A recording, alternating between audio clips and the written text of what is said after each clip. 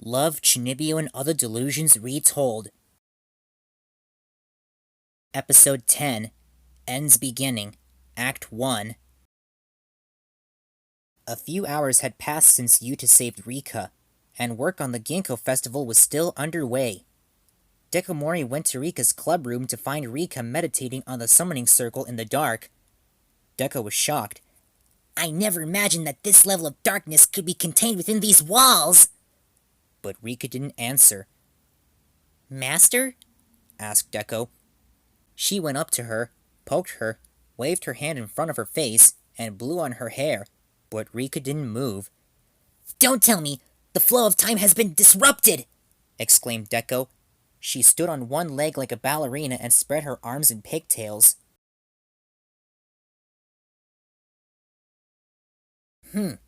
Everything appears to be normal," she said. Rikka finally moved and gestured to Deko to sit down in front of her, and she did. Rikka put her hands on Deko's shoulders. "Master?" asked Deko, confused. Rikka then hugged her. "What's wrong, Master?" exclaimed Deko. She then had a realization. "Could it be that Master cares for me, Dekomori?" she thought. Rikka was facing her, with a worried expression, looking at her neck. Deko then got the wrong idea and blushed. "Master, we can't! I, Dekomori, am a mere servant. I can't possibly return your feelings. But still, everyone knows that. The more something is forbidden, the more it is hungered for in the depths of us all!" Rikka stood up, walked to the window, and looked at the night sky. Deko followed. "Master?" she asked, and Rikka finally spoke. "Yuuta and I embraced." "Huh?" "I like Yuuta." "Master?" asked Deko. She then made an assumption. "I won't be fooled by a doppelganger," she smiled. "First a fake Mori Summer, and now a fake Master?" Rikka faced Deko and lifted her eye patch to prove she was real. "It's me, see?" "Then what you're saying is... Master is... taken with the Dark Flame Master?" asked a worried Deko. "In love?" Rikka nodded a yes. Deko then had an idea. She swapped out her weighted bags for spiked maces. "Master, I, Dekomori, must go somewhere. I shall take my leave immediately." "Dekomori," said Rikka, "as your servant, I shall hunt down he who stole your heart, and return him to darkness!" But Rikka wanted advice from her. "What should I do?" Deko then decided to cancel her plan. She looked at the sky and said, "Master, did the Eye of the Wicked Lord not make an unbreakable pact with the Dark Flame Master?" Rikka nodded a yes. "I'm sure such a strong pact is more than enough to convey your emotion to him," said Deko. "I'm not so sure," said Rikka. "I've been by your side for 2 years. I, Dekomori, can see right through the heart of you, Master." "Dekomori," said Rikka. "You have nothing to worry about, my master. The Eye of the Wicked Lord is the strongest. Everything will be just fine." "If you say so, my loyal servant." And Rikka and Deko looked up at the sky. The green star was still there, sparkling beautifully as ever. "Master, I've seen that star each and every night in my fortress. Have you?" "Yes, I have. And it promises that I will reach the invisible boundary lines." And with that, Deko put the side of her head on Rikka's shoulder. She didn't mind it one bit. Yuuta was alone in a dark classroom and thinking about what had just happened. It was the first time he held a girl outside his family. It was a soft feeling that left a lingering warmth. Rikka felt weak somehow and might have broken if he squeezed her too hard. It was almost sad. "Rikka," sobbed Yuuta. Suddenly, the door opened.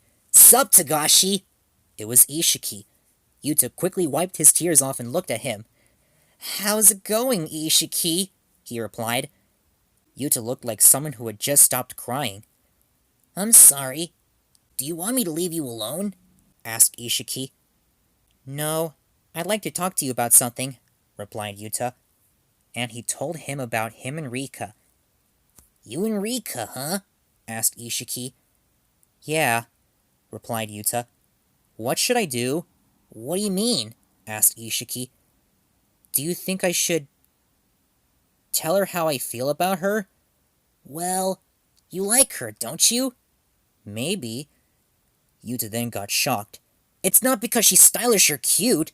It's like she's Chunibyo, which is weird, but she's more than just some delusional kid. I worry about her all the time and she has it really rough, you know. Isshiki posed toward Yuuta and said, Listen up, you. The heart wants what the heart wants. You don't need a reason for love. Like you're one to talk, replied Yuuta. Good luck, bro, said Isshiki. Same to you, smiled Yuuta, and they also looked up at the night sky. They noticed the same green star up there.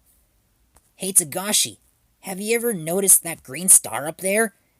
Yes, I have, and I think it's pretty amazing.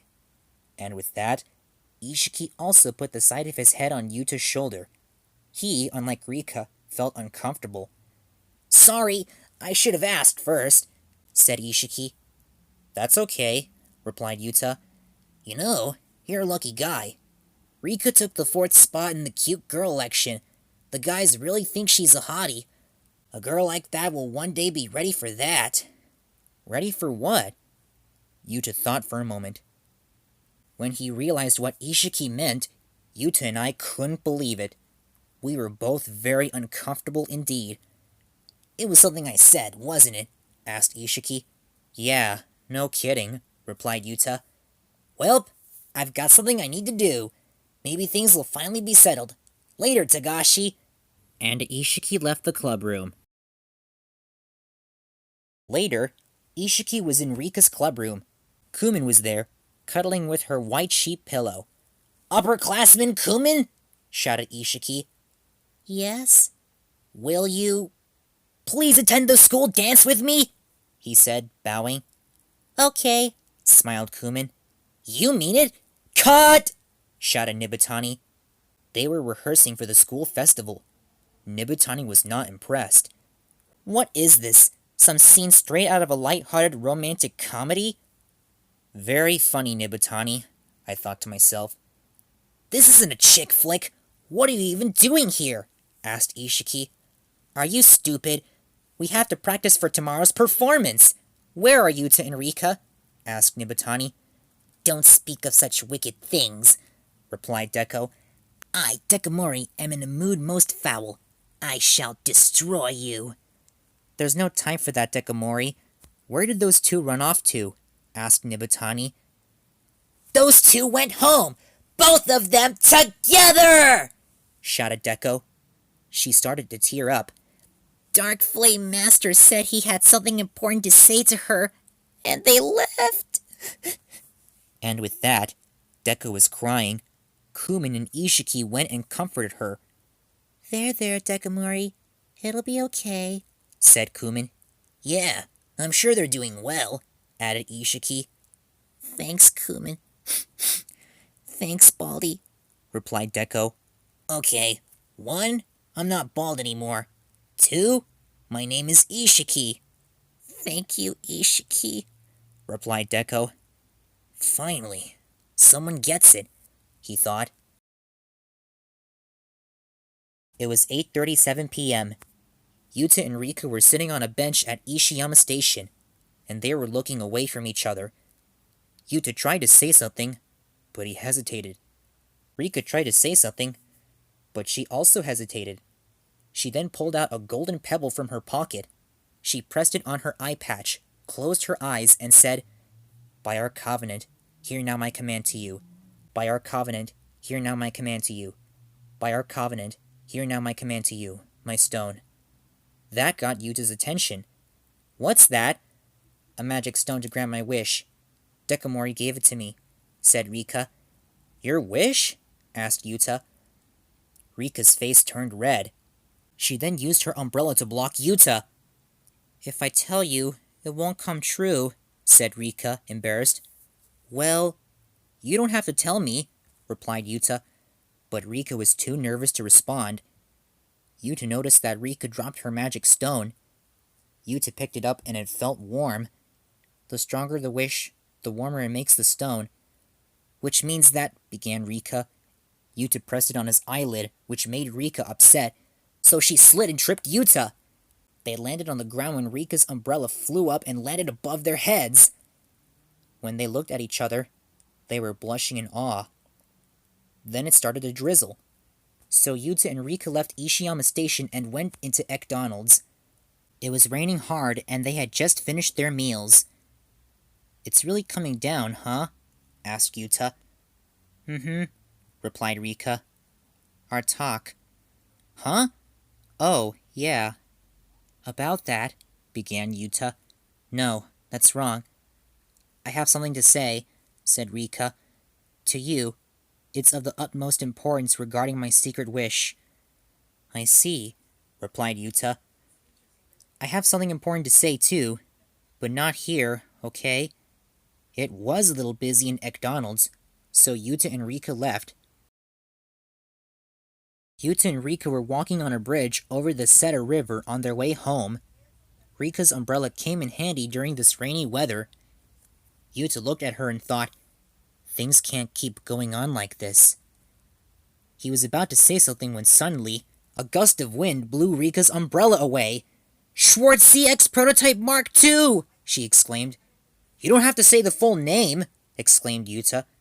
Rikka ran after the umbrella, which landed under the bridge away from the river, and Yuuta followed.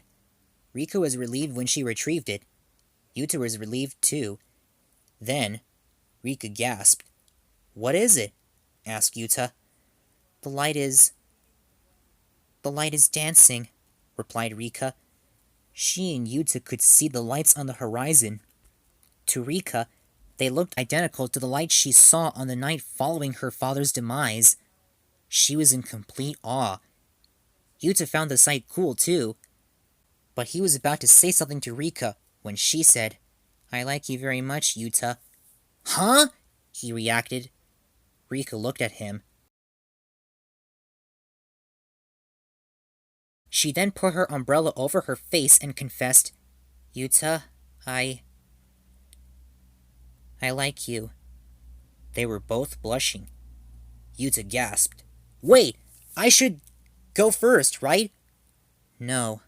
By the eye of the wicked lord, it was decided I would go first." "But I'm the Dark Flame Master, right?" Rikka then lowered her umbrella to the point where the upper half of her face was in view. She then lifted her eye patch and said, "The eye of the wicked lord is the strongest." Yuuta sighed and smiled.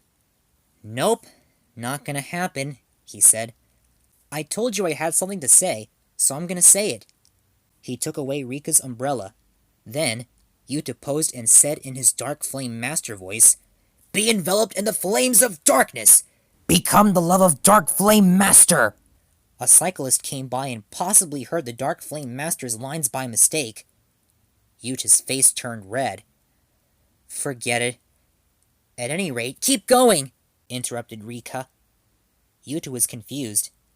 And then he faced away and the Dark Flame Master continued his speech. "You who are enveloped in the flames of darkness, become the love of Dark Flame Master by entering this pact." And with that, Rikka put her forehead on Yuta's back, and he looked down.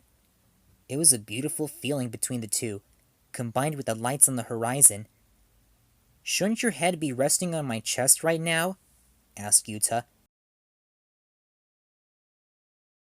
"You embarrassed?" "Mm-hmm," replied Rikka. "Want to hold hands?" I offer my pinky. "Okay, pinkies."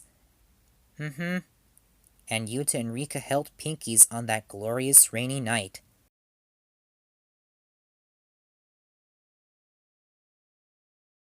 A short while later, Yuuta made it back to his apartment.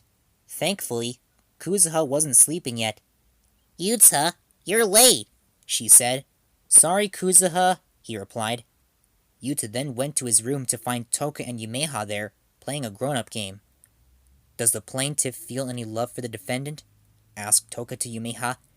"No, our differences are irreconcilable. I wish to be separated." said Yumiha. What are you doing? Asked Yuta. Toko looked at him sternly and said, We need to talk. I've got a bad feeling about this.